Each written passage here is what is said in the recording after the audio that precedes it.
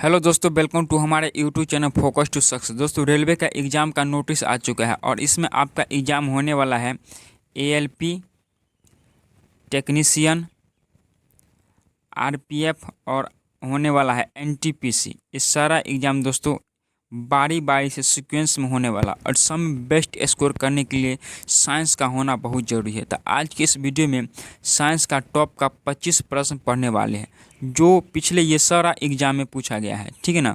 तो वीडियो को शुरू से अंत तक देखिए और देखिए किस प्रकार से रेलवे में साइंस को पूछा जाता है। तो चलिए स्टार्ट करते हैं, देखते हैं क्वेश्चन नंबर 1 से। देखिए क्वेश्चन नंबर 1 है, आँख के किस भाग पर वस्तु का प्रतिबिंब बनता है। आँख के किस भाग पर वस्तु का प्रतिबिंब बनता है। तो इसका right answer option number C correct हो जाएगा, दृष्टिपटल। दृष्टिपटल और दृष्टिपटल को ही रेटिना कहा जाता है। ठीक है ना, ये भी आप याद रखिएगा क्योंकि एग्जाम में भाषा बदल जाता है तो प्रश्न गलत हो जाता है कन्फ्यूजन में। ठीक है ना, तो दृष्टिपटल को रेटिना कहा जाता है और सेम प्रश्न इसी प्रकार से पूछा गया था। चलिए क्वेश्चन नंबर 2 देखिएगा। क्वेश्चन नंबर 2 है, ओजोन की परत किस रसायन से नष्ट हो रही है। ओजोन की परत किस रसायन से नष्ट हो रही है। तो क्लोरोफ्लोरोकार्बन होता है, क्लोरोफ्लोरोकार्बन यानी CFC। ठीक है ना, ये इसका राइट आंसर हो जाएगा। याद रखिएगा क्लोरोफ्लोरोकार्बन, ठीक है, CFC, इससे ओजोन परत नष्ट हो रही है। चलिए क्वेश्चन नंबर 3 देखिएगा। क्वेश्चन नंबर 3 है, कच्चे फलों को पकाने के लिए कौन सा गैस का प्रयोग किया जाता है। कच्चे फल होता है उसे पकाने के लिए कौन सा गैस का प्रयोग किया जाता है। तो किसका किया जाता है, एसिटिलीन का प्रयोग किया जाता है। एसिटिलीन का प्रयोग किया जाता है कच्चे फल को पकाने के लिए। सी इसका करेक्ट आंसर हो जाएगा। ठीक है, चलिए दोस्तों, जिस प्रकार से प्रश्न पूछा गया ना सेम उसी प्रकार से हमने आपको बता रहे हैं और पढ़ा रहे हैं। ठीक है, चलिए क्वेश्चन नंबर 4 देखिएगा। क्वेश्चन नंबर 4 है, सूर्य का प्रकाश किस प्रक्रिया से पृथ्वी पर पहुंचता है। सूर्य का जो प्रकाश होता है वह किस प्रक्रिया से पृथ्वी पर पहुंचता है। तो बताइए क्या इसका राइट आंसर हो जाएगा। तो वह पहुंचती है विकिरण प्रक्रिया से। विकिरण प्रक्रिया से सूर्य का प्रकाश पृथ्वी पर पहुंचती है। ठीक है ना, डी इसका करेक्ट आंसर हो जाएगा। चलिए वीडियो अच्छा लगे तो दोस्तों लाइक जरूर कर दीजिएगा, स्टडी ग्रुप में वीडियो को शेयर कर दीजिएगा। ठीक है, चलिए क्वेश्चन नंबर 5 देखिएगा। क्वेश्चन नंबर 5 है, भ्रूण को भोजन किस माध्यम से प्राप्त होता है। भ्रूण का मतलब समझिए, जब बच्चा माँ के गर्भ में होता है तो उससे भोजन किस प्रकार से पहुँचता है उसके पास। ठीक है, तो यह पहुँचता है गर्भनाल के द्वारा। ठीक है ना, गर्भनाल के द्वारा वो बच्चा भोजन प्राप्त करता है भ्रूण में यानी गर्भ के अंदर। ठीक है, चलिए सी इसका राइट आंसर हो जाएगा। मोस्ट इंपॉर्टेंट प्रश्न ये वाला। ठीक है, चलिए क्वेश्चन नंबर 6 देखिएगा। क्वेश्चन नंबर 6 है, इंसुलिन कहाँ से स्रावित होता है। इंसुलिन कहाँ से स्रावित होता है, बहुत एग्जाम में प्रश्न देखने को मिला है। इंसुलिन कहाँ स्रावित होता है, तो यह स्रावित होता है अग्नाशय से। ठीक है ना, बी इसका करेक्ट आंसर याद रखिएगा, अग्नाशय से इंसुलिन स्रावित होता है। ठीक है, चलिए क्वेश्चन नंबर 7 देखिएगा। क्वेश्चन नंबर 7 है, इंद्रधनुष कैसे बनता है। दोस्तों ये प्रश्न ऐसा है जो एग्जाम में ज़्यादातर गलत हो जाता है। बताइए इंद्रधनुष कैसे बनता है। प्रकाश के परावर्तन से, प्रकाश के अपवर्तन से या प्रकाश के वर्ण विक्षेपण से, या सभी। तो इंद्रधनुष दोस्तों प्रकाश के परावर्तन से ही बनता है, अपवर्तन से ही बनता है और वर्ण विक्षेपण से ही बनता है, यानी इनमें से सभी इसका राइट आंसर हो जाएगा ऑप्शन नंबर डी, इनमें से सभी। तो याद रखिए ये प्रश्न गलत हो जाता है एग्जाम हॉल में। ठीक है ना, बहुत लोग वर्ण विक्षेपण से मारते हैं और इंद्रधनुष से तीनों प्रक्रिया से बनता है। ठीक है ना, याद रखिएगा, इसीलिए इस प्रश्न का डी राइट आंसर हो जाएगा। ठीक है, चलिए क्वेश्चन नंबर 8 देखिएगा। क्वेश्चन नंबर 8 है, टेलीविजन का आविष्कारक कौन थे। टेलीविजन, यहाँ शब्द पर ध्यान दीजिएगा, टेलीविजन। ठीक ना, टेलीविजन का आविष्कारक थे J.L. Beard. J.L. Beard television के आविष्कारक थे। और एग्जाम में बहुत पूछा गया था कि टेलीफोन का आविष्कारक कौन थे। तो याद रखिएगा टेलीफोन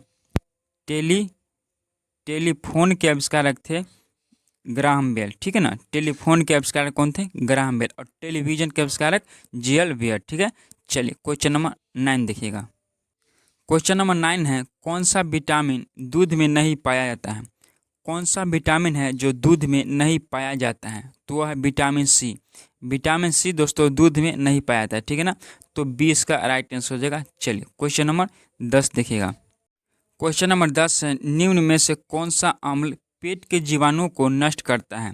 कौन सा अम्ल पेट के जीवाणुओं को नष्ट करता है। तो कौन करता है, तो करता है HCl, हाइड्रोक्लोरिक अम्ल, HCl। ठीक है ना, HCl पेट के जीवाणुओं को नष्ट करता है। इसका नाम क्या है, हाइड्रोक्लोरिक अम्ल। ठीक है, चलिए 11 नंबर प्रश्न देखिएगा। क्वेश्चन नंबर 11 है, किस तत्व को आवारा तत्व कहते हैं।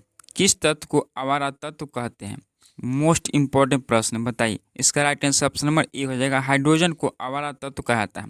हाइड्रोजन को आवारा तत्व कहा जाता है। ठीक है, चलिए 12 नंबर प्रश्न देखिएगा। ए इसका राइट आंसर हो जाएगा।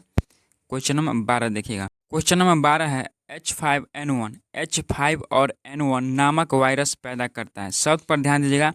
H5 और N1 दोस्तों, H5 और N1 बर्ड फ्लू है। क्या है? बर्ड फ्लू इसे कहा जाता है। इसे कहा जाता है बर्ड फ्लू, याद रखिएगा, बर्ड फ्लू कहा जाता है। ठीक है ना, फ्लू कहा जाता है। और एक होता है स्वाइन फ्लू, जो इसका होता है, इसका नाम होता है H1, इसका नाम होता है H1 और N1। ठीक है ना, इसे कहा जाता है स्वाइन फ्लू। ठीक है, तो आप इसे याद रखिएगा। ठीक है, चलिए इस प्रश्न का डी करेक्ट आंसर हो जाएगा। चलिए ऑप्शन नंबर डी इसका राइट है। 13 नंबर प्रश्न देखिएगा। क्वेश्चन नंबर 13 है कौन सी ग्रंथि शरीर का ताप नियत रखती है? ताप को नियत रखती है कौन सी ग्रंथि? दो रखती है, कौन सी ग्रंथि बताइए? शरीर की ताप यानी ग्रंथि को नियत रखती है हाइपोथैलेमस। हाइपोथैलेमस शरीर की जितना भी ताप प्रोसेस होता है उसको नियत रखते हैं। तो इस प्रश्न का बी करेक्ट आंसर हो जाएगा। ठीक है, वेरी वेरी इंपॉर्टेंट प्रश्न, आप इसे याद कर लीजिएगा। क्वेश्चन नंबर 13 का बी राइट आंसर हो जाएगा। ठीक है, चलिए 14 नंबर प्रश्न देखिएगा। क्वेश्चन नंबर 14 है केपलर का नियम निम्न में से किससे संबंधित है? केपलर का नियम किससे संबंधित है? तो दोस्तों केपलर का नियम ग्रहों की गति से संबंधित है। ठीक है ना, ग्रह की गति का इन्होंने नियम दिए थे। ठीक है, तो सी इस प्रश्न का राइट आंसर हो जाएगा। चलिए क्वेश्चन नंबर 15 देखिएगा। क्वेश्चन नंबर 15 है मैक शब्द का प्रयोग किसकी गति को मापने के लिए किया जाता है? मैक शब्द का प्रयोग दोस्तों, मैक शब्द का प्रयोग हवाई जहाज की गति को मापने के लिए किया जाता है। ठीक है ना, डी इसका राइट आंसर हो जाएगा हवाई जहाज। याद रखिए हवाई जहाज ही करेक्ट आंसर हो जाएगा। ठीक है ना, ऑप्शन में पनिया जहाज भी रहता है और सेम जिस प्रकार से पूछा है सेम उसी प्रकार से हमने टाइप किया है। तो इस प्रश्न का डी राइट आंसर हो जाएगा हवाई जहाज। ठीक है, चलिए क्वेश्चन नंबर 16 देखिएगा। क्वेश्चन नंबर 16 है यूरिया में नाइट्रोजन का प्रतिशत कितना होता है? यूरिया में नाइट्रोजन का प्रतिशत होता है दोस्तों 46%। ठीक है ना, तो 46% ऑप्शन नंबर ए करेक्ट हो जाएगा। ठीक है ना, ए इसका राइट आंसर हो जाएगा 46%। ठीक है, चलिए 17 नंबर देखिएगा। क्वेश्चन नंबर 17 है चेचक के टीका की खोज किसने किया था? चेचक के टीका की खोज किया था एडवर्ड जेनर ने। एडवर्ड जेनर ने चेचक के टीका की खोज किया था। ठीक है ना, चेचक से आप याद रखिएगा। ठीक है, चलिए इस प्रश्न का सी करेक्ट आंसर हो जाएगा। आगे बढ़ते हैं, क्वेश्चन नंबर 18 देखिएगा। क्वेश्चन नंबर 18 है गोबर गैस में मुख्य रूप से पाया जाता है। गोबर गैस में मुख्य रूप से क्या पाया जाता है? तो पाया जाता है मीथेन पाया जाता है। मीथेन का रासायनिक सूत्र पूछा था एग्जाम हॉल में, याद रखिए मीथेन का रासायनिक सूत्र होता है CH4। CH4 को क्या कहता है? मीथेन कहते हैं। ठीक है ना, मीथेन कहते हैं CH4 को। ठीक है, याद रखिए इंपॉर्टेंट है। चलिए इसका एक करेक्ट आंसर हो जाएगा ऑप्शन नंबर ए। ठीक है, 19 नंबर प्रश्न देखिएगा। क्वेश्चन नंबर 19 है लड़का ही पैदा होगा जब, तो गुणसूत्र कौन होगा? जब लड़का पैदा होगा तो होगा XY होने से लड़का पैदा होता है। यहाँ पे याद रखिएगा XY होने से क्या होता है? लड़का होता है। ठीक है ना, और XX होने से क्या होता है? तो लड़की होती है। ठीक है ना, XX होने से लड़की होती है। XY होने से लड़का होगा और XX होने से लड़की होती है। ठीक है ना, और मनुष्य में गुणसूत्र की संख्या कितनी होती है? क्रोमोसोम, मनुष्य में क्रोमोसोम की संख्या होते हैं 46 यानी 23 जोड़ा। ठीक है ना, ये भी आप याद रखिएगा। चलिए क्वेश्चन नंबर 19 का डी राइट आंसर हो जाएगा। ऑप्शन नंबर डी इसका करेक्ट आंसर हो जाएगा। ठीक है, चलिए 20 नंबर क्वेश्चन नंबर 20 है क्रियोलाइट किस धातु का अयस्क है? क्रियोलाइट किस धातु का अयस्क है? तो इसका है एल्युमिनियम का अयस्क है क्रियोलाइट, एल्युमिनियम का। ठीक है ना, Al इसका परमाणु संकेत होता है। ठीक है ना, एल्युमिनियम का अयस्क है क्रियोलाइट, ए इसका राइट आंसर हो जाएगा ऑप्शन नंबर एक करेक्ट। ठीक है, चलिए क्वेश्चन नंबर 21। क्वेश्चन नंबर 21 है मानव शरीर की सबसे बड़ी ग्रंथि है। मानव शरीर की सबसे बड़ी ग्रंथि कौन है? तो वह है लीवर। लीवर मानव शरीर की सबसे बड़ी ग्रंथि है और लीवर को ही दोस्तों यकृत कहा जाता है। लीवर को ही यकृत कहा जाता है। ठीक है ना, याद रखिए ए इसका राइट आंसर हो जाएगा। चलिए क्वेश्चन नंबर 22 देखिएगा। क्वेश्चन नंबर 22 है ऑक्सीजन की खोज किसने की? ऑक्सीजन की खोज किसने किया बताइए? तो ऑक्सीजन की खोज प्रिस्टले ने किए थे। प्रिस्टले, सी इसका राइट आंसर हो जाएगा। प्रिस्टले ने ऑक्सीजन की खोज किया था। ठीक है, चलिए क्वेश्चन नंबर 23 देखिएगा। क्वेश्चन नंबर 23 है हल्दी पौधे के कौन सा भाग से प्राप्त की जाती है? हल्दी जो होता है ना उस पौधे के कौन सा भाग से प्राप्त करते हैं बताइए? तो हल्दी जो होता है उस पौधे से हम प्राप्त करते हैं तना से। तना से प्राप्त करते हैं हल्दी, ठीक है ना। जड़ मत मारेगा, गलत हो जाएगा।